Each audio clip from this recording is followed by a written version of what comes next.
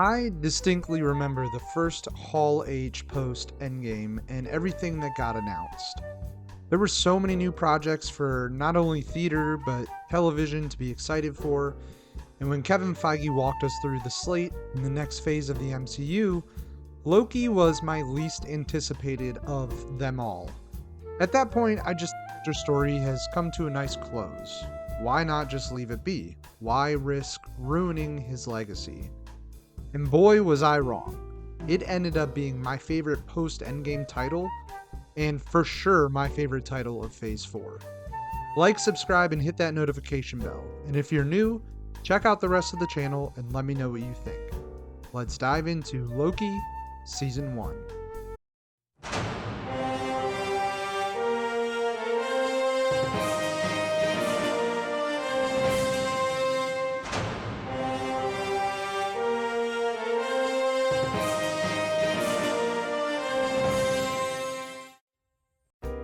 I love pretty much everything about this series. The characters, the aesthetic, the narrative, the villain, everything. It is incredible. And I was so incredibly skeptical going into it. As I stated in the intro, this project, more than any announced post-Endgame, felt so unnecessary. At the beginning of Infinity War, gives his life attempting to save his brother and the wider universe. He dies a hero. His story felt like it had come full circle and it felt complete. So when it was revealed that we would be getting a full 6-episode series revolving around this character, I was pretty underwhelmed. It felt like Disney trying to take advantage of its popular IP and the introduction of disneyplus to make a quick buck. And who knew that this show would be the weakest offender of those notions? This series is fantastic, and quite honestly, I never felt it got the recognition from the fans that it deserved. Anyone discuss the positives of Phase 4? The titles that I always hear the most praise thrown around about is No Way Home, WandaVision, Miss Marvel. But Loki, to me, is not only the best of the bunch, but it's one of the best things the MCU has ever produced. Just the idea alone is so interesting. Introducing us to this new section of our universe where this group of analysts, a police force, judges, and bureaucrats that live and operate outside of time control every temporal fiber of the MCU's universe. It adds so much more depth and weirdness to this already wild place. It also creates a phenomenal foundation for the multiverse saga, even though Marvel pretty much botched that entire premise. But in this series, it's handled so eloquently as we're introduced to the TVA and all of the rules of time travel, as well as all of the lies that the TVA is built upon, and the mountain of implications that this all has on Loki, Mobius, Sylvie, the concept of free will, and this universe as a whole. It's fantastic. Every episode keeps you questioning everything, who you can trust, what's real, what isn't real. Is he who remains right? That's what a great TV series should do. Hook you and keep you pondering those questions until the next episode. This series is also gorgeous. I love how it looks. The design of the TVA and all of their outfits, weapons, computers, etc. This sort of retro mid-century style, it fits perfectly with the idea of this show. And the sets are fantastic, just these tangible sections of the TVA headquarters that allow you to fully dive into this series and just live in this universe. I love the void too, even though we don't get to see a ton of it in this show, but just the idea of this post-apocalyptic place at the end of time where any unwanted timelines or variants get dumped to, only to be eaten by a giant monster, it's such a cool idea. Then through this, we get the Citadel, and it's glorious. This dreary, gothic revival style castle that houses pretty much the god of this universe, who's just a man. And let's talk about that man, he who remains. What an inspired villain. The most impressive aspect about this character is that he only appears in one episode, but his presence is felt throughout every single episode. even though we don't even know about him or even who he is.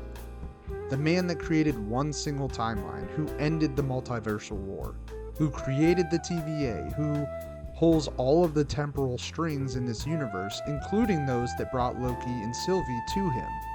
Just an amazing villain. And none of it would have been possible without Jonathan Majors. Just an all-around incredible performance. He's funny, menacing, witty, weird. Sure, he dumps a ton of exposition in the final episode, but it doesn't matter because Majors just owns the entire scene. It's a shame that Marvel fired this dude, declaring him guilty until proven innocent. And look where we are now. This franchise dumped a phenomenal actor, probably one of the best young actors working today, all due to some he said, she said nonsense that got dropped in court because there was no evidence. I mean, okay, look, I'm not going to get into this, that's not what it's about, but he's a fantastic villain. Then there's Loki, or the Lokis. Hiddleston is in top form as this character, portraying such a wide range of emotions for him. He taps into a vulnerability we've never seen out of Loki before. This entire show opens up a whole new side to this character. He becomes something more, something greater than just this constant backstabbing, self-affirming trickster. I saw so many people criticizing Marvel for ruining this character. Ridiculous. Look, I had reservations going into this, but the writers removing Loki from the timeline before he progresses through Ragnarok and Infinity War allows you to move him around in this series and make choices that matter and don't ruin his previous sacrifice.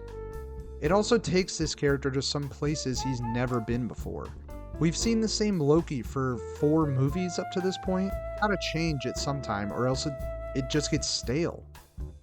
And let's not forget about his relationship with Mobius. This might be my favorite friendship in this universe. Mobius pushes him to be better, to aim higher, and Loki becomes a better person, a better character because of this. Mobius's encouragement, it allows Loki to grow, and these two genuinely love and care for each other. And Hiddleston and Wilson's chemistry is on another level. Sophia DiMartino is great as Sylvie. People were so up in arms about how Marvel was going to replace Hiddleston as Loki with her, and look what happened. She serves as a great catalyst for this story as well as for Loki. She reveals all of the TVA's secrets, she destroys the Timekeepers, she's the one who ultimately kills He Who Remains, and none of that gets in the way of Loki's story because she isn't the hero. She's an anti-hero. Loki understands what is occurring. He understands the implications of what tearing down this foundation could mean, and he sees the writings on the wall. It's a complicated situation. But Sylvie commits to her original plan, burning down the TVA and everything He Who Remains built, and in turn opens up the entire universe to chaos. She's an anti-hero. Her romance with Loki, though, is beautiful. The MCU doesn't do a lot of romances well. Enjoy this one. As strange and as narcissistic as it may be, it's adorable. Two people who have been outcast their entire lives finally finding something to care for, to latch onto, in one another is touching. And like Wilson, DiMartino has such good chemistry with Hiddleston. Honestly, my one negative of this entire season is the Lamentis episode. It's not bad by any means, but it does feel out of place, like a filler episode. I understand we needed time for Loki and Sylvie to get introduced to one another and to get properly acquainted to figure each other out, but it's just sort of a boring episode, and it really brings the pace of the season to a standstill. I feel the writers could have built the relationship in a better way, maybe having them doing things around the TVA together or going after something they needed for their mission. But this doesn't ruin the show for me.